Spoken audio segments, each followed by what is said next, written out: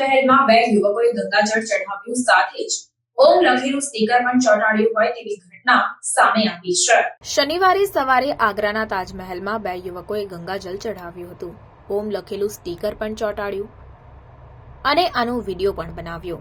યુવક પાણીની બોટલ લઈને અંદર જઈ રહ્યો છે તે પણ દેખાઈ રહ્યું છે। તે કહે છે કે હવે અંતિમ પડાવ પર પહોંચી ગયો છે। આ પછી યુવકે મુખ્ય કબરના ભોયરા પાસે બોટલમાંથી ગંગાજળ ચઢાવ્યું। ઘટનાની માહિતી મળતાની સાથે જ સીઆઈએસએફે બંનેને કસ્ટડીમાં લીધા અને તાજગંજ પોલીસને સોંપી દીધા।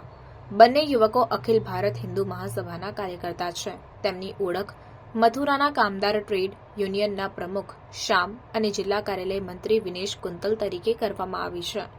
ડીસીપી આગ્રા સિટી સૂરજ રાયે કહ્યું કે ગંગાજળની ચઢાવવાની હજુ પણ પુષ્ટિ થઈ નથી। આ કેસની તપાસ ચાલી રહી છે।